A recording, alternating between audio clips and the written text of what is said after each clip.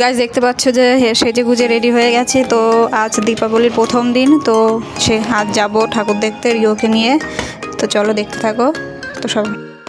তো গাইস দেখো বেরিয়ে পড়েছি রিওকে নিয়ে। রিও তো মানে লাইট দেখায় ব্যস্ত, চারিদিকে এত লাইট যে ও লাইটই দেখে যাচ্ছে। দেখো আমরা এবার মণ্ডপের সামনে, যেটা আমাদের পাড়ার আর কি পুজো হয়, এটা হচ্ছে আমাদের পাড়ার আর কি কমিটির পুজো। দেখতে পাচ্ছ যে কি সুন্দর থিম করেছে ওরা। তো চলো তোমাদেরকে দেখায় আস্তে আস্তে যে থিমটা কেমন হয়েছে। এই দেখো মানে এটা শিবের একটা মূর্তি, বড় একটা মূর্তি করা হয়েছে সামনে।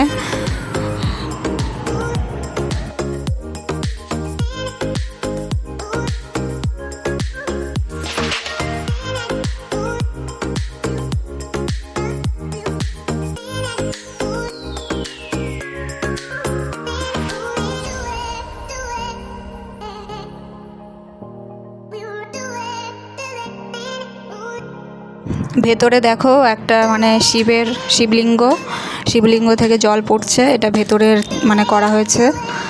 দেখো যে কি সুন্দর লাগছে। ওখান থেকে রিওকে আমি এবার নিয়ে ওর মাথায় একটু কপালে ঠেকালাম। ও আবার সেই মানে মনে করছে যে জল দিচ্ছে ওর মাথায়, সেজন্য ঝেড়ে ফেললো। এরপরে আর একটা জায়গায় দেখতে পাচ্ছ ওখানে ঠাকুর আর কি মানে ঠাকুরের যেটা মূর্তি সেটা করা হয়েছে।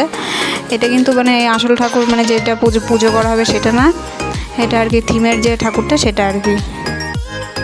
এরপরে প্যান্ডেলের সামনে যে লাইটিংগুলো হয়েছে সেখানে দাঁড়িয়ে আমি আর রিও একটু ফটোশ্যুট করে নিচ্ছিলাম।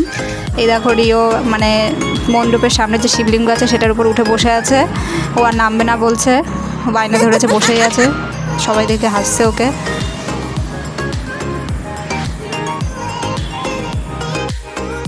এটা দেখতে পাচ্ছ এটা মণ্ডপের সামনে একটা স্টেজ মতো করা হয়েছে, সেখানে রিও দাঁড়িয়ে আছে। এই জায়গাটায় তোমার স্ক্রিনে দেখানো হচ্ছে যে মানে পুজোটা আর কি কী থিমের উপরে হয়েছে সেটা আর কি স্ক্রিনে দেখানো হচ্ছে। এটা হচ্ছে এভারগ্রিন ক্লাবে সোদপুর, যা 48তম বর্ষের পুজো।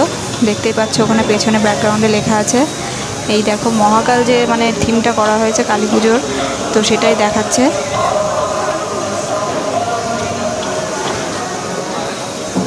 রিও তো ওখানে দাঁড়িয়ে আছে, ও আর নামবে না, ওগুলো দেখছে। আর একটা মুখে আঙুল দিয়েই রেখেছে, সবসময় একটা মুখে আঙুল দিয়ে রাখে আর কি চিন্তা করতে থাকে।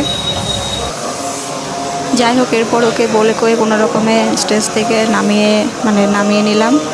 ও চলে এসেছে আমার কোলে। এরপর বাড়ি এসে দেখতে পাচ্ছ যে বাজি ফোটানোয় ব্যস্ত। তো পার্ট 2 ভিডিও মানে দেখতে হলে তোমাদের চ্যানেলটিকে সাবস্ক্রাইব করো, লাইক করো, কমেন্ট করবে অবশ্যই কেমন লাগলো তোমাদের ভিডিওটি। তো এখানে শেষ করছি আজ, টাটা।